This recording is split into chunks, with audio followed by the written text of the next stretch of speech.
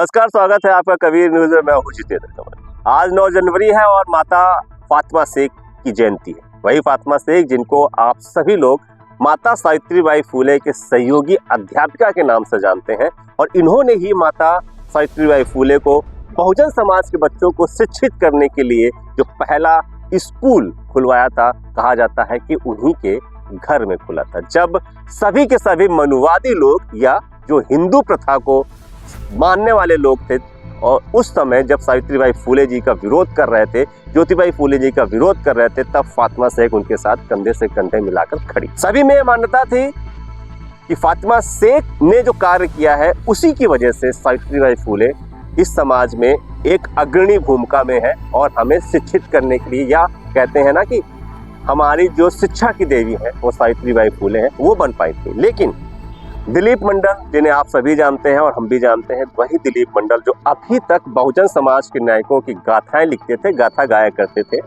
और कहीं ना कहीं बहुजन विचारधारा को समर्पित थे, और योगी, मोदी और बीजेपी और आरएसएस की विचारधाराओं पे हमेशा कुठाराघात करते थे। उनके लिए कुछ ऐसे शब्दों का भी प्रयोग कर देते थे जिनकी वजह से वो बहुजन नायक के रूप में अपने आप को स्थापित कर पाए थे। उन्होंने फातिमा शेख को पूरी तरह से नकार दिया है। उन्होंने आज एक लेख लिखा, उसमें कहा है कि फातिमा शेख एक काल्पनिक चित्र, एक काल्पनिक कथा कह सकते हैं, काल्पनिक गढ़ा हुआ नाम कह सकते हैं। उन्होंने क्या लिखा है, मैं आपको ये ना बताता हूँ। लिखते हैं कि बहुजन महापुरुषों से आम जनता का साक्षात्कार करने का महान कार्य बाबा साहब के बाद सबसे बड़े पैमाने पर मानवता कांशीराम जी ने। उनकी वजह से उत्तर भारत के करोड़ों लोग आज ज्योतिबा फुले, सावित्रीबाई फुले, नारायण गुरु, छत्रपति साहू जी महाराज, रमाबाई और तमाम महान लोगों को जानते हैं, क्योंकि बीएसपी के पोस्टर के जरिए ये चेहरे जन जन तक पहुंचे। आगे लिखते हैं कि बहन जी ने भव्य पार्क बनवाए, उनमें भी तमाम बहुजन नायकों की मूर्तियां हैं। फातिमा शेख कहीं नहीं है, ना किसी पोस्टर में है, ना किसी मूर्ति में है, ना बहुजन संगठक पत्रिका में कभी ये नाम छपा। मानवर कांशीराम रचना संकलन में ये नाम एक बार भी नहीं आया है।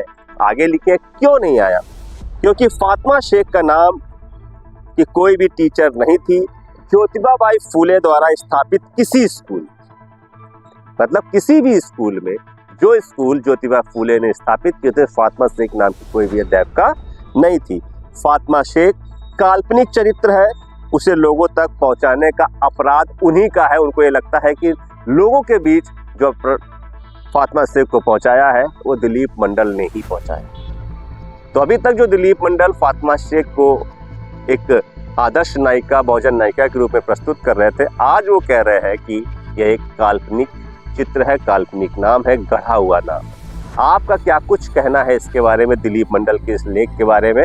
और फातिमा शेख क्या वाकई आपको लगता है काल्पनिक चित्र है या काल्पनिक नाम है जिसे बहुजन नायिका के रूप में प्रस्तुत किया गया है? कमेंट करके जरूर बताइएगा, और दिलीप मंडल जी के लिए कमेंट करके जरूर बताइएगा। नमस्कार।